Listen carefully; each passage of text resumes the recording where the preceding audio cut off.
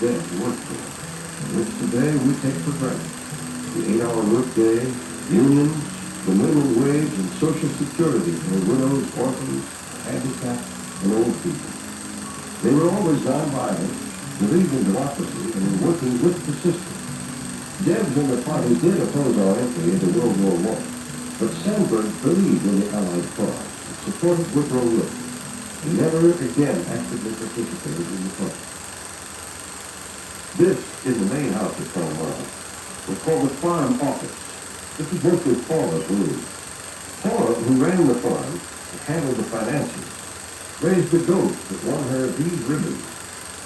She never won a prize for taking care of Carl, but she should.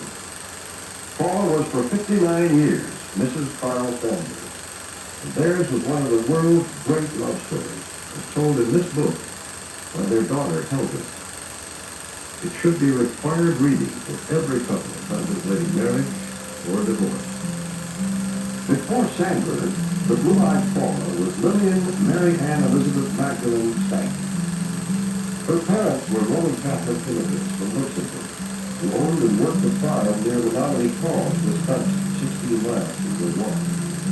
Her brother, whom she adored as he adored her, was Edward Stanton, the world-renowned still photographer and artist, whom Sandburg wrote a book about in 1929 called Stanton the Photographer.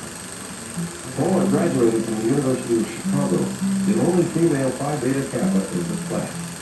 Sandburg liked her the very first night in bed. They were not to see each other again for 3 months. But in between, Sandburg won Paula the way he won the world, with words. He sent his socialist pamphlets first. Then came the poems, and poems and poems and poems.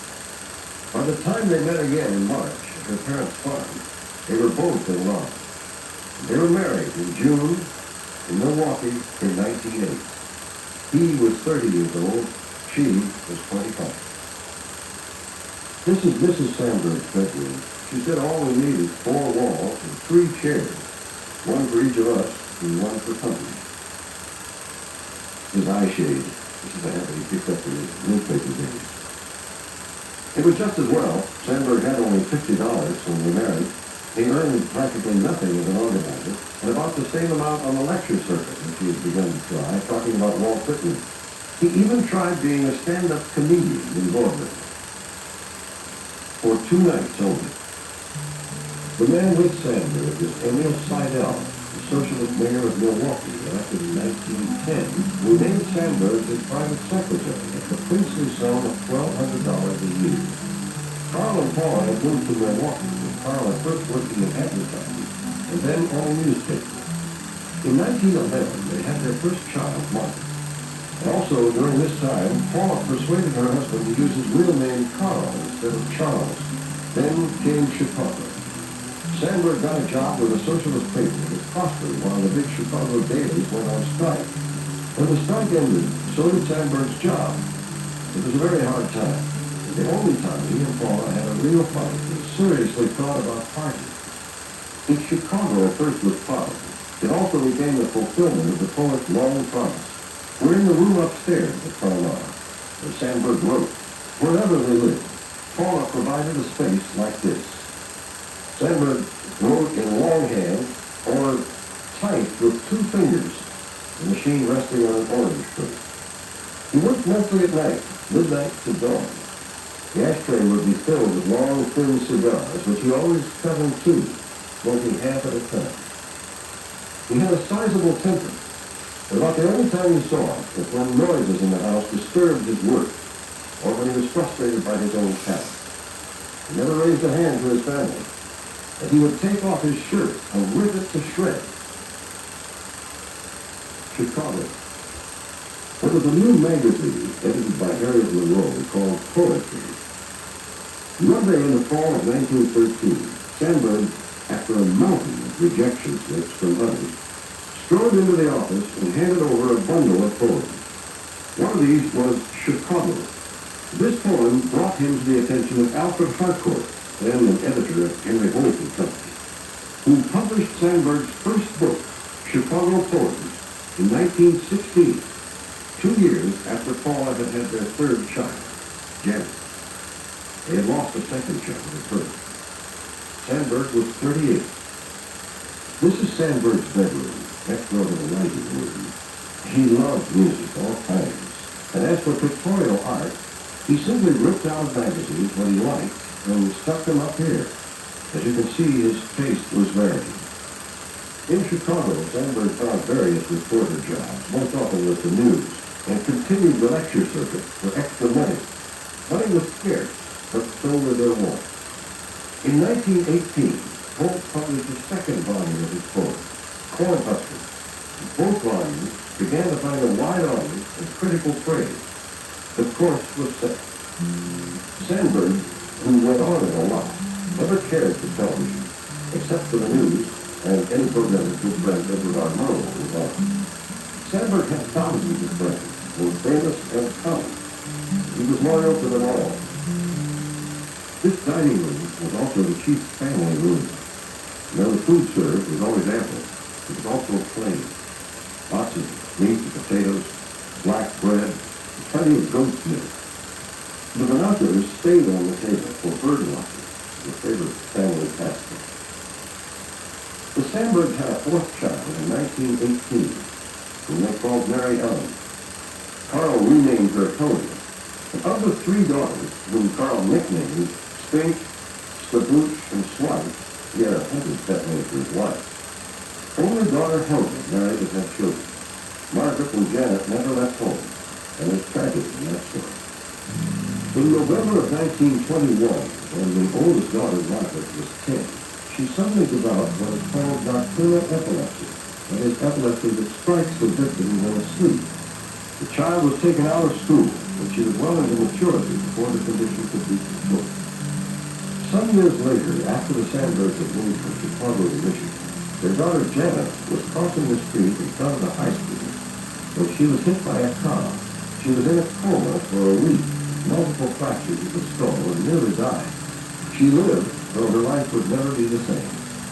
Still, both girls led productive lives in the Sandburg home. Books were everywhere in his house. At one time, the estimate was 15,000 of them. This is the living room. In addition, there was a vast Lincoln collection Sandburg sold to the University of Illinois. Sandburg always said, how can you write if you don't read? He called particularly apt expressions boom-boom words. All who came here attested to the joy in his house. Harry Golding was a particularly welcome guest. So was Paula's brother, the photographer Edward Steichen.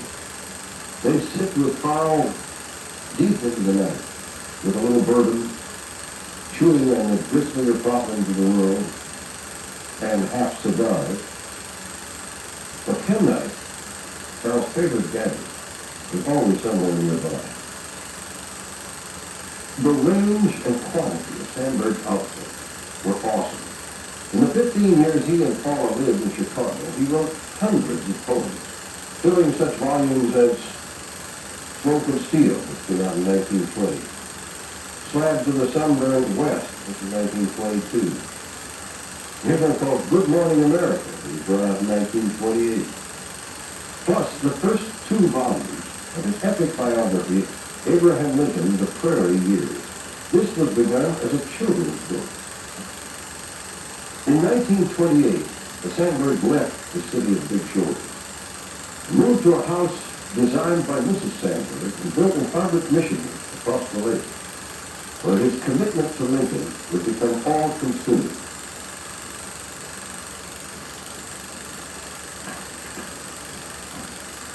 It was Paula who found Connemara Farm, and the family moved here in the autumn of 1945. Sandburg was nearly 68 and needed a warmer climate.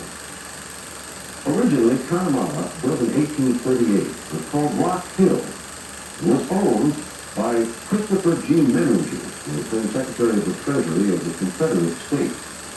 Sandburg won 2 Pulitzer Prizes, one for poetry, one for history. He never won the Nobel Prize, but in 1954, Ernest Hemingway sincerely offered to give him his, since he thought Sandburg deserved it more. The big books Sandburg wrote at Connemara were 3 more volumes of poetry, the autobiography of his early years, Always the Young Strangers, and his only novel, the 1,000-page Remembrance Rock. These, mind you, in his 70s and 80s. Paula, who did everything well, became one of the foremost goats, raising Nubians and salmons, Sandburg. In 1960, she had the North American champion. Paula had started raising goats at their home in Harvard, Michigan, when their daughter Helga said she wanted to be a farmer and wanted a cow. And Carl suggested a goat, and conditioned by their poverty days, said that if worst came to worst, they could always fall back on living off the goats. It was there that Carl wrote his monumental 4-volume Abraham Lincoln, The War Years. During the intense 18-hour days Sandburg spent on the book, it was his habit to take walks at dawn along the beach in Lake Michigan. His friends, as a practical joke, hired a lookalike actor to impersonate Lincoln and walk by Sandburg one morning. The incredulous actor later reported that Sandburg, deep in thought, just nodded and said, "Good morning, Mr. President." Sandburg did not just write about Lincoln, he edited him. It took Sandburg 11 years and a lifetime to write The War Years, and it will last as long as free men read. Not often in the story of mankind does a man arrive on earth who is both steel and velvet, who is as hard as rock and soft as drifting fog. In the last line of his autobiography, Sandburg says, "If it can be done, it is not a bad practice for a man of many years to die with a boy heart."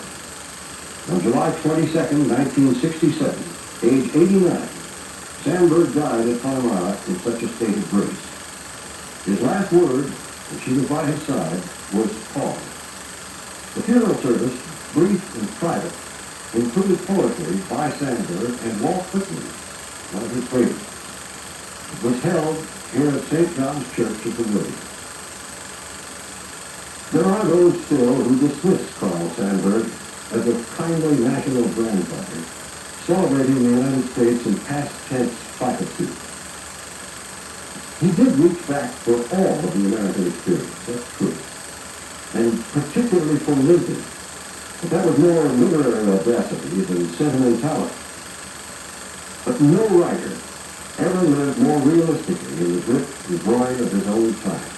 He was the first and still most incisive poet of our 20th century move from farms and frontiers to factories and cities. He knew better than anyone, all of us, and no one shared up